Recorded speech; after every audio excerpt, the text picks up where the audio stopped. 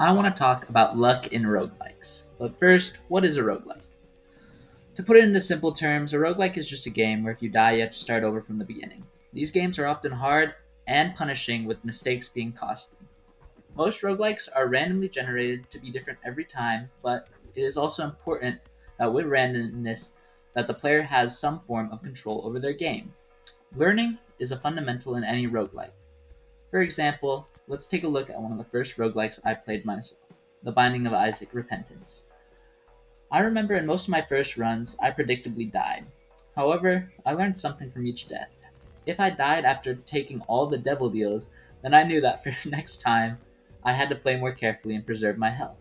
As time went on, I got better at things like managing my health, not getting hit, knowing what items were good, and by the end, I was able to find success with most items and builds. However, sometimes you just get unlucky. Get some bad items or fight a boss that you just don't have adequate damage for, and you die. These unfair deaths in roguelikes, or these feel bad moments, as I like to call them, that don't necessarily arise from a lack of skill, I don't actually have a problem with these deaths. In fact, I believe they are part of the roguelike experience, and I feel that every player needs to die in roguelikes despite their skill. Even if they are a master at the game, you shouldn't win every single run in a roguelike. But there's a huge problem when more deaths come from feel bad moments rather than actual skill issues. What do I mean by this? Let's take, for example, Slay the Spire. There is a boss at the end of the third act that actively punishes you for playing too many cards.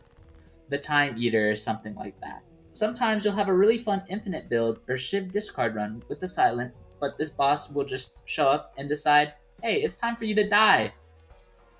That's not really the player's fault. You had no way of knowing that the boss for the act was going to be.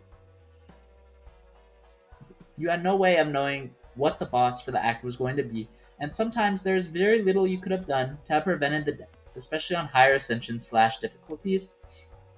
This leads me to my problem with Balatro.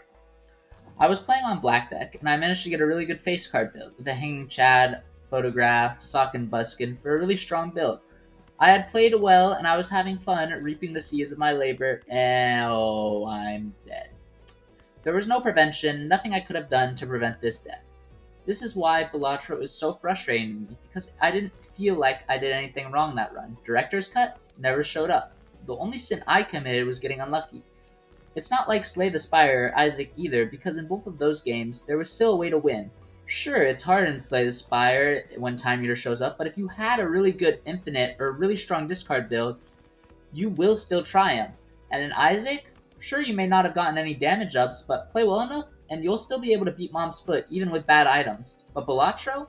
Nothing. Nothing you could have done would have prepared you for the plant boss blind. And this is not the only boss blind that exists like this, that just really sucks and discourages fun builds. Think you're having fun with a flush build and making all your cards wild cards? Well, you better pray that you don't get a boss blind that disables all of your suits and all of your cards, and your entire run will be destroyed. Balatro is fun because they force you to try and make a build with the limited options you have in the shop. Slay the Spire has shops, chest cards, rewards, enemies, question mark spaces, boss chests. Isaac has shops, treasure rooms, boss fights, secret rooms. All of these gives you so many items to work with on your run. Balatro, all you get is 4 items in the shop in between blind, and you get what you get, and you have to try and to make a build with it. But when the build you're given is immediately tarnished by some stupid boss blind, or your first Joker options are Egg and Matador, good luck playing the game. Despite what I said, I still love Balatro, and I won't stop playing it. I just wanted to express some of my grievances and issues that I have with the game. Maybe this is a lack of time thing, because I have more time in The Binding of Isaac and Slay the Spire, but let me know what you think in the comments below. And thanks for watching.